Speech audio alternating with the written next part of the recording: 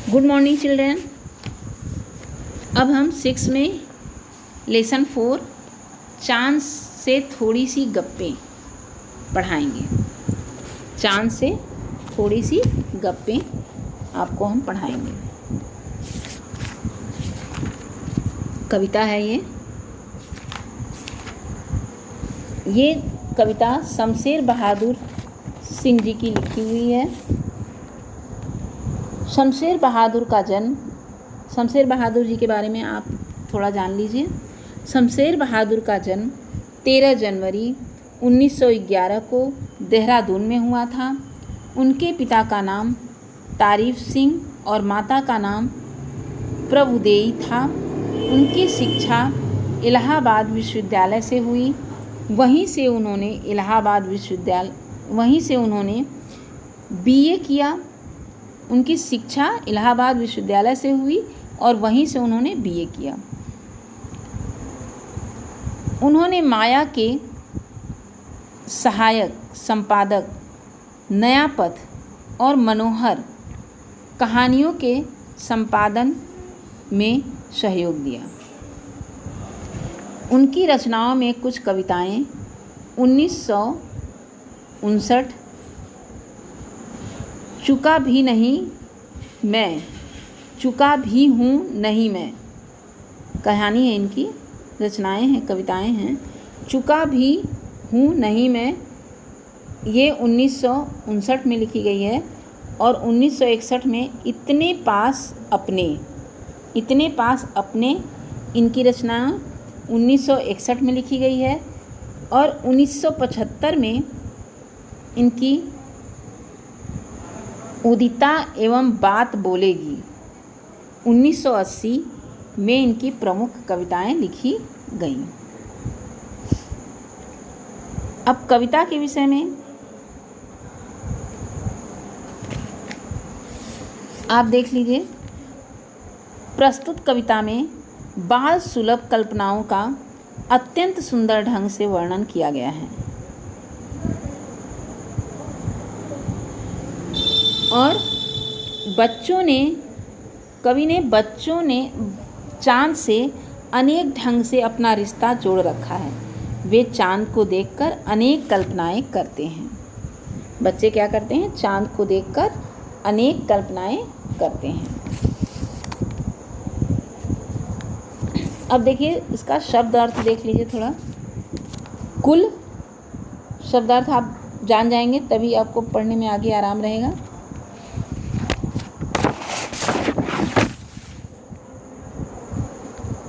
समझिए शब्द अर्थ को। कुल, सारा, पूरा, स्मित, दिशाएं, गोकी, यद्यपि या हालांकि, बुद्धू माने बेवकूफ़, नीरा माने पूरा, दम माने सांस, मरज माने मर्ज या बीमारी। अब आइए हम आपको संदर्भ बताते हैं। प्रस्तुत पद्यांश संदर्भ में जानिए। प्रस्तुत पद्यांश हमारी पाठ्यपुस्तक बसंत के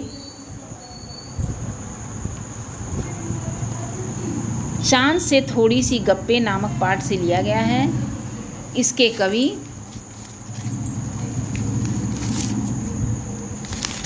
इसके कवि शमशेर बहादुर सिंह जी हैं। प्रसंग देखिए।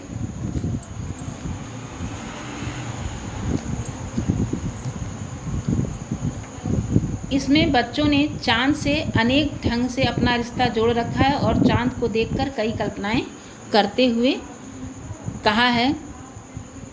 बाल सुलभ कल्पनाओं में चांद के तारों जड़ित वस्त्र का अनुभव किया है।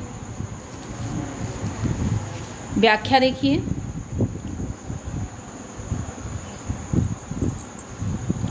गोल हैं खूब मगर, पहले कविता को पढ़ते हैं हम।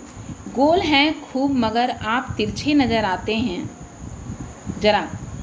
गोल हैं खूब मगर आप तिरछे नज़र आते हैं जरा। आप पहने हुए हैं कुल आकाश तारों जड़ा। सिर्फ मुंह खोले हुए हैं अपना, गोरा चिट्टा गोल मटोल।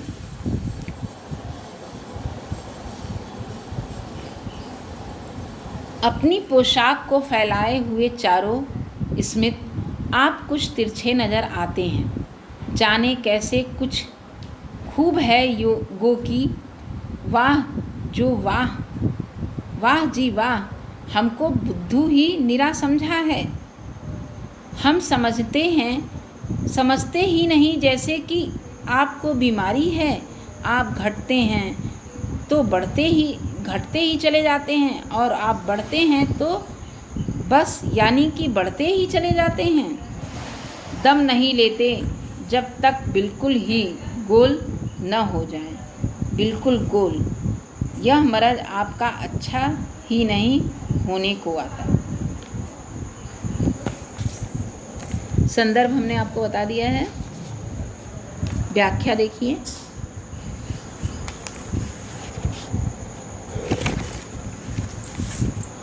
पहला, गोल हैं खूब मगर आप तिरछे नजर आते हैं।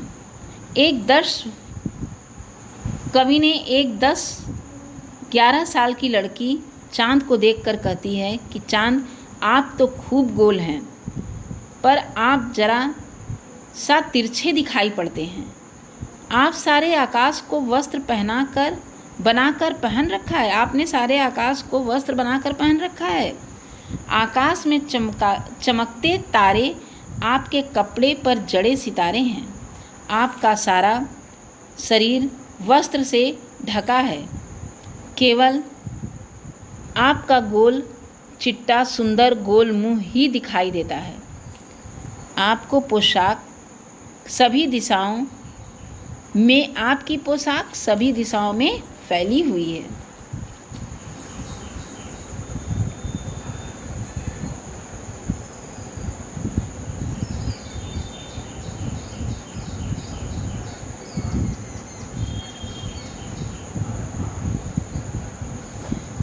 दूसरा देखिए, इस पंक्ति में यहाँ आपकी पोशाक दिशाओं में फैली हुई है।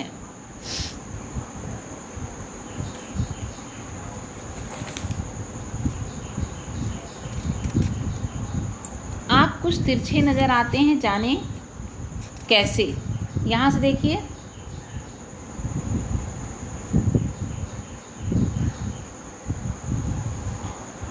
ये दूसरा व्याख्या है।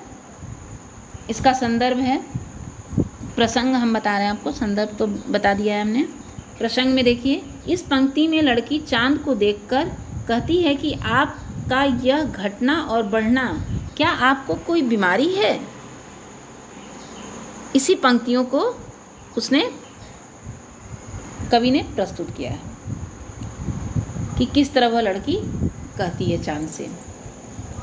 व्याख्या देखिए, आप कुछ तिरछे नजर आते हैं, जाने कैसे खूब है गो की वाह जी वाह, हमको बुद्धू ही निरा समझा है। लड़की चांद को देखकर कहती है कि चांद, आप थोड़ा सा तिरछे दिखाई पड़ते हैं, यद्यपि आप भी खूब हैं। वाह, आपने तो हमें पूरा बेवकूफ़ कम अक्ल वाला समझ रखा है। हम समझते ही नहीं जैसे कि आपको कोई बीमारी है। आप घटते बढ़ते हैं तो घटते ही चले जाते हैं, और बढ़ते हैं तो बढ़ते ही चले जाते हैं। देखिए व्याख्या, जैसे कि हमें कुछ पता ही नहीं। बच्चा क्या कहता है, जैसे लगता है कि चांद को देखकर कि हमें कुछ पता ही नहीं। हम आपको खूब समझते हैं कि आपको यह बीमारी है। आप घटते हैं तो घटते ही चले जाते हैं, और बिल्कुल ही पतले हो जाते हैं। जब घटते हैं तो बिल्कुल पतले हो जाते हैं, और बढ़ते हैं तो बढ़कर पूरी तरह गोल हो जाते हैं। आपकी यह बीमारी ठीक होने वाली नहीं समझ में आती। हमें लगता है यह आपकी बीमारी ठीक नहीं होगी, दम नहीं लेती जब तक कि पूरा बिल्कुल गोल ना हो जाए। यानी गोल मटोल हो जाते हैं पूरी तरह, जब तक बढ़ते हैं जब तो पूरी तरह गोल मटोल हो जाते हैं, यह बीमारी आपकी ठीक होने वाली नहीं है।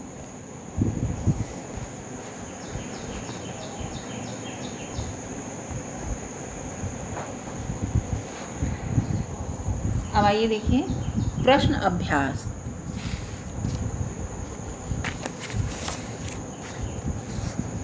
आप पहने हुए हैं बिल्कुल आकाश के माध्यम से लड़की कहना चाहती है। आप पहने हुए हैं कुल आकाश के माध्यम से लड़की कहना चाहती है कि क में देखिए चांद तारों से जड़ी हुई चादर ओढ़कर बैठा है। ख चांद की पोशाक चारों दिशाओं में फैली हुई है। तुम इसे किसे सही मानते हो? पहला, चांद तारों से जड़ी हुई चादर ओढ़े बैठा है, ये सही है। उत्तर देखिए आप पहने हुए हैं कुल चादर कुल आकाश, उत्तर इसका होगा आप पहने हुए हैं कुल आकाश। लड़की यह कहना चाह रही है कि चांद तारों से जड़ी हुई चादर ओढ़कर बैठा है, हम इसी को सही मानते हैं। क इसका अर्थ है कि आप पहने हुए हैं कुल आकाश कहकर लड़की यह कहना चाह रही है कि चांद तारों से जड़ी हुई चादर ओढ़कर बैठा है। दूसरा है, कवि ने चांद से गप्पे किस दिन लगाई? इस कविता में आई बातों की मदद से अनुमान लगाओ और उसका कारण भी बताओ। दिन देख लीजिए, दिन और कारण। पूर्णिमा, इस दिन चांद पूरा गोल दिखता है। यहाँ नहीं भरा हुआ है, इसे फिल कर लीजिए, मैं बता दे रही हूँ। इस दिन चांद पूरा गोल दिखता है, पूर्णिमा के दिन। अष्टमी से पूर्णिमा के बीच, इसमें भरिए चांद का आकार धीरे धीरे बढ़ता जाता है और अंत में वह एकदम गोल हो जाता है। अष्टमी से पूर्णिमा के बीच में चांद का आकार धीरे धीरे बढ़ता जाता है और अंत में एकदम गोल हो जाता है। फिर देखिए प्रथमा से अष्टमी के बीच में गोल चांद का आकार धीरे धीरे घटने लगता है, वह आधा रह जाता है, कृष्ण पक्ष में वह आधा रह जाता है। अष्टमी के बीच, प्रथमा से अष्टमी के बीच में वह आधा रह जाता है।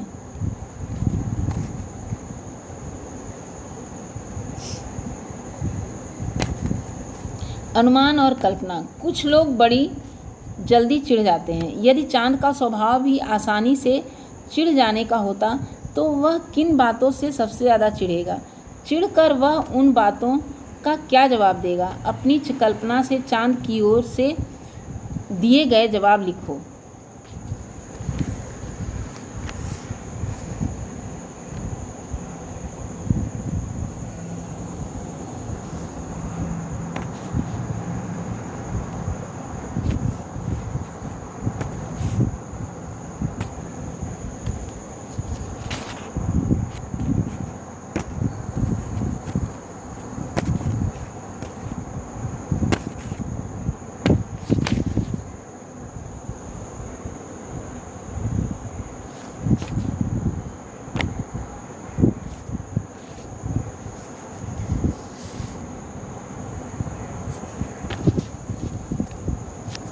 इसमें देखिए एक छूट गया है, अष्टमी से नीचे तीसरा क्वेश्चन है। नई कविता में तुक या छंद के बदले बिंब का प्रयोग अधिक होता है। बिंब तस्वीर होती है जो शब्दों को पढ़ते समय हमारे मन में उभरती है। कई बार कुछ कवि शब्दों को ध्वनि की मदद से ऐसी तस्वीर बनाते हैं और कुछ कवि अक्षरों या शब्दों को इस तरह से छापने पर बल देते हैं कि उनमें कई चित्र हमारे मन में बने। इस कविता में अंतिम हिस्से में चांद को एकदम गोल बताने के लिए कवि ने बिल्कुल शब्द के अक्षरों को अलग अलग करके लिखा है। तुम इस कविता के किन शब्दों को चित्र की आकृति देना चाहोगे?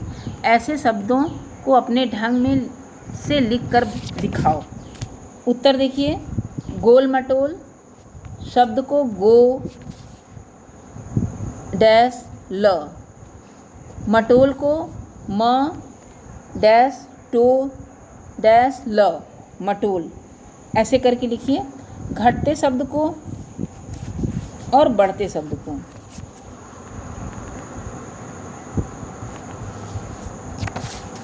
इसे बना के लिखना है। घटते शब्द को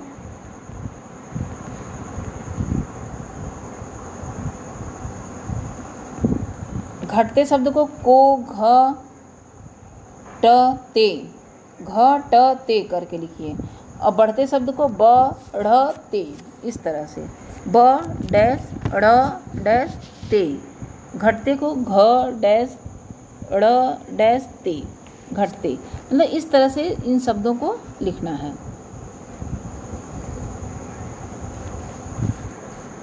अनुमान और कल्पना। कुछ लोग बड़ी जल्दी चिढ़ जाते हैं। यदि चांद का स्वभाव भी आसानी से चिढ़ जाने का होता तो वह किन बातों से सबसे ज़्यादा चिढ़ेगा?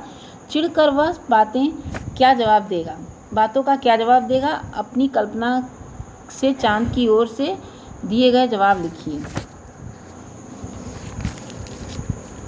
उत्तर, चांद के घटते बढ़ते आकार को कभी ठीक होने वाला रोग कहा?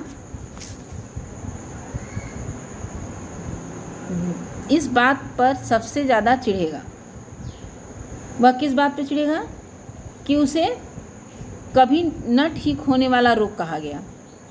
चांद जवाब देगा, मुझे कोई बीमारी नहीं है, मैं तो एकदम ठीक हूँ। तुमको होगी बीमारी, तुमको होगी, तुम्हारे परिवार वालों को होगी। मैं तो अपनी इच्छानुसार छोटा या बड़ा हो सकता हूँ, तुम तो ठीक नहीं हो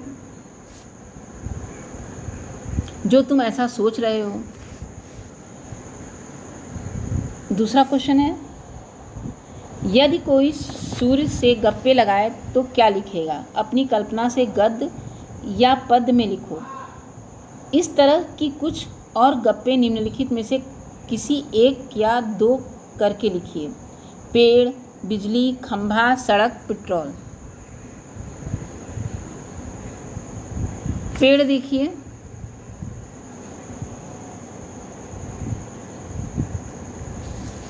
पहले सूरज से गप्पे लगाने पर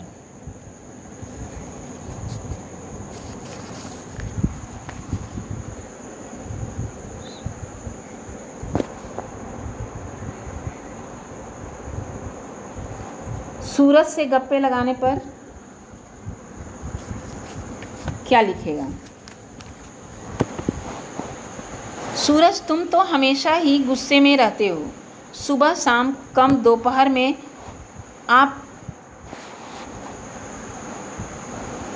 में तो आग बरसते हो। भाग कर घर से शरण लेनी पड़ती है। रात को जब अंधेरा होता है तब तुम पता नहीं कहाँ छुप जाते हो। रात के अंधेरे में तुम्हारा कोई जोर नहीं। तुम्हारी और आंखें उठाकर भी नहीं देखनी पड़ती।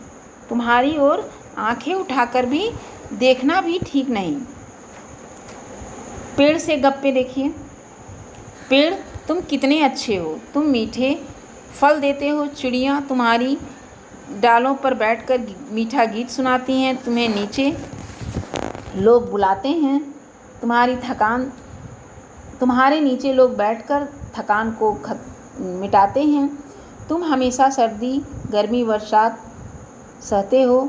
तुम अपने लिए घर क्यों नहीं बनाते? कितने बड़े, मगर तुम घर कितना बड़ा बनाओगे? तुम तो घर में आ नहीं सकोगे। सड़क से गप्पे। सड़क, तुम सहनशील हो। सबके पैरों से कुचले जाते हो। तुम भी बुरा नहीं मानते। तुम लोगों को मंजिल तक पहुंचाते हो, परंतु कभी भी बुरा नहीं मानते और उनका भार सहन करते हो। शहर की तरफ जाती हुई गलियों में हमेशा तुम हमारा ध्यान रखते हो। इसी तरह पेट्रोल पंप भी हमें वाहन चलाने की सुविधा देता है और हमारे वाहनों में भरकर हमें मंजिल तक पहुंचाता है। भाषा की बात। चांद संज्ञा है, चांदनी रात की चांदनी विशेषण है। नीचे दिए गए विशेषणों को ध्यान से देखो और बताओ कि कौन सा प्रत्यय जुड़ने पर विशेषण बन जाते हैं। कौन सा प्रत्यय जुड़ने पर विशेषण बन जाते हैं। लिखो। ख। इन विशेषणों के लिए एक एक प्रयुक्त संज्ञा भी लिखो। उत्तर देखिए। शब्द, प्रत्यय, विशेषण, संज्ञा शब्द के साथ। उत्तर में देखिए, गुलाब ई प्रत्यय हुआ गुलाबी। विशेषण में लिखिए गुलाबी और गुलाबी घर, संज्ञा के साथ गुलाबी घर। फिर देखिए शब्द में लिखिए मखमल, प्रत्यय में ई प्रत्यय है, मखमली विशेषण है और संज्ञा शब्द के साथ मखमली चादर। शब्द देखिए कीमती, कीमत ई प्रत्यय है, कीमती विशेषण है, कीमती घड़ी ये शब्द संज्ञा शब्द के साथ है। फिर है ठंड, ठंड जो है शब्द है, ठंडी विशेषण है, ई प्रत्यय है, ठंडी आइसक्रीम संज्ञा शब्द के साथ लगाया गया है। और शब्द देखिए जंगल ई प्रत्यय है, कश्मीरी विशेषण है और कश्मीरी शाल संज्ञा शब्द के साथ लगाया गया है। अब दूसरा देखिए गोल मटोल। क्वेश्चन नंबर 2, गोल मटोल गोरा चिट्टा। कविता में आए शब्दों को इन जोड़ों के अंतर में यह चिट्टा का अर्थ सफ़ेद है और गोरा से मिलता जुलता कोई मटोल अपने आप में कोई शब्द नहीं है। यह शब्द मोटा से बना है। ऐसे 4 शब्द युग्म सोच कर लिखो और उनका वाक्यों में प्रयोग करो। जैसे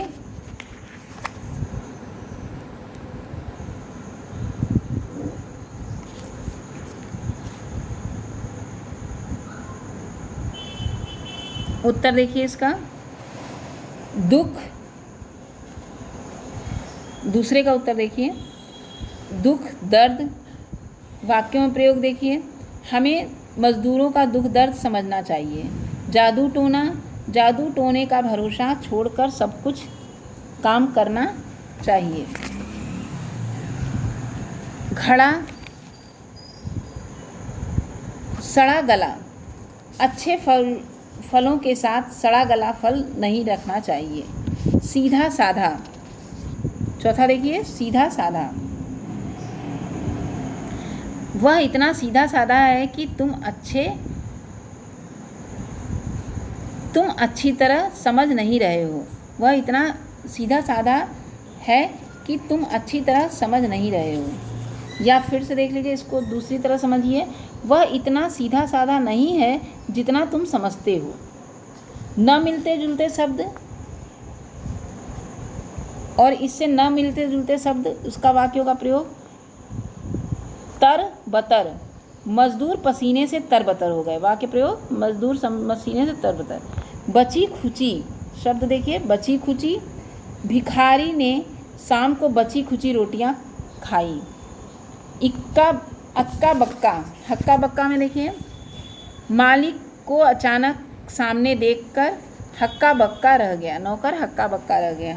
रहन सहन, विज्ञान के आविष्कारों ने लोगों का रहन सहन बदल दिया। विज्ञान के आविष्कारों ने लोगों का रहन सहन बदल दिया। अब देखिए, बिल्कुल गोल कविता में इसके दो अर्थ हैं, क गोल आकार और गायब होना। ऐसे 3 शब्द जोड़कर सोचकर इनके ऐसे वाक्य बनाओ जिनके 2-2 अर्थ निकलते हैं। पहला देखिए,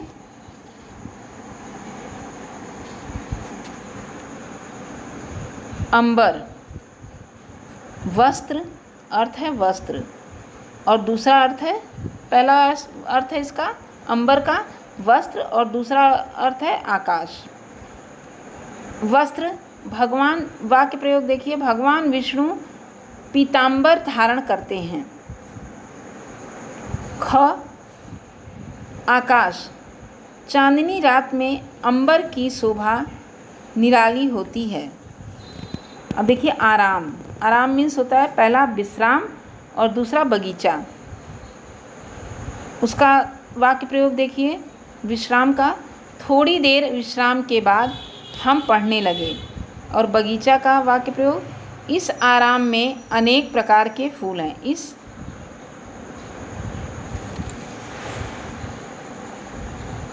आराम में अनेक प्रकार के फूल हैं। फिर देखिए, तीर, बाण और किनारा। पहला अर्थ है बाण, दूसरा अर्थ है किनारा। उसका वाक्य प्रयोग देखिए, पहले का, अपने मनोरंजन के लिए पक्षी पर तीर मत चलाओ। ख, नदी के तीर पर पक्षी कलरव कर रहे हैं। चौथा, क्वेश्चन नंबर 4, ताकि, जबकि, चूंकि, हालांकि कविता की जिन पंक्तियों में ये शब्द आए, शब्द को पढ़ो। ये शब्द 2 वाक्यों के जोड़ने का काम करते हैं। इन शब्दों का प्रयोग करते हुए 2-2 वाक्य बनाइए। ताकि, उत्तर देखिए, ताकि, पहला है चोर को दंड दो ताकि वह फिर ऐसा न करे। दूसरा है, यह रास्ता बंद है ताकि कोई इधर से जा न सके। अब दूसरा इसमें देखिए, ताकि हो गया। अब जबकि देखिए, पहला इसमें है, तुम सो रहे थे जबकि मैं पढ़ रहा हूँ। दूसरा, तुमने खाना नहीं खाया जबकि मैं पढ़ चुका हूँ। चूँकि, तीसरा देखिए, चूँकि मैं बीमार हूँ इसलिए स्कूल नहीं आऊँगा। दूसरा है, चूँकि बस खराब हो गई इसलिए समय पर ना आ सका। अब चौथा देखिए, हालांकि इस, पहला में है, हालांकि इस साल वर्षा कम हुई परंतु फसल अच्छी है। हालांकि चोर भाग गया परंतु अपने सुराग छोड़ गया। 5वां क्वेश्चन है, गप सप गपबाजी, क्या इन शब्दों के अर्थ में अंतर है? तुम्हें क्या लगता है? लिखो।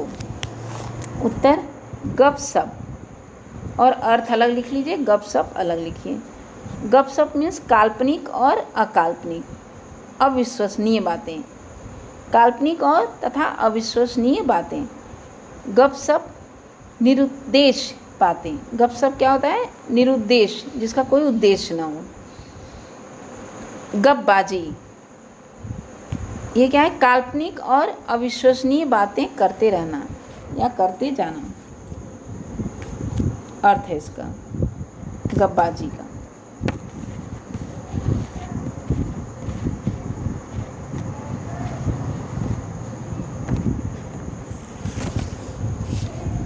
कुछ करने को, अब इसमें कुछ करने के लिए दिया हुआ है, पृथ्वी के चारों ओर भ्रमण करते हुए चंद्रमा भी पृथ्वी के साथ सूर्य का भ्रमण करती है। इन्हीं दोनों परिभ्रमणों से वर्ष और माह की गणना होती है।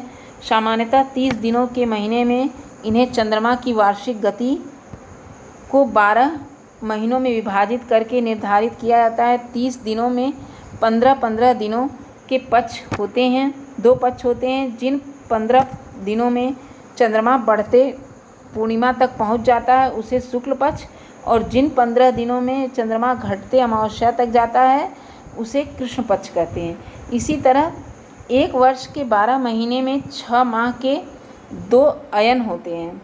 जिन 6 माहों में मौसम का तापमान बढ़ता है उसे उत्तरायण, और जिन 6 महीनों में मौसम का तापमान घटता है उसे दक्षिणायन कहते हैं। संवत के 4 महीनों के नाम इस प्रकार: चैत, वैशाख, जेठ, आषाढ़, श्रावण, भाद्रपक्ष, अश्विन, कार्तिक, मार्गशीर्ष, पौष, माघ, फाल्गुन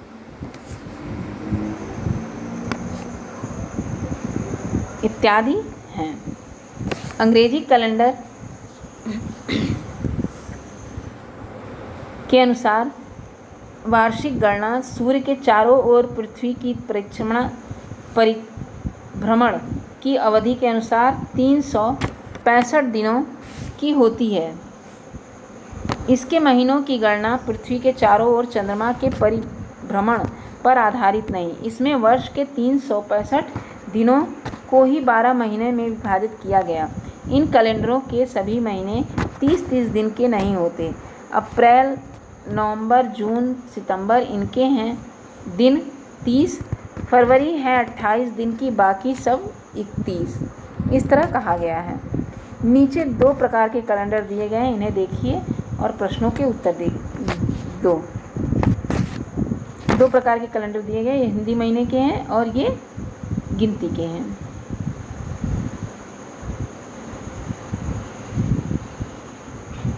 ये इंग्लिश महीने के हैं और ये हिंदी महीने के हैं। ऊपर दिए गए कैलेंडरों में से किस कैलेंडर में चंद्रमा के अनुसार महीने के दिन दिए गए हैं? क देखिए, इसका उत्तर क का संवत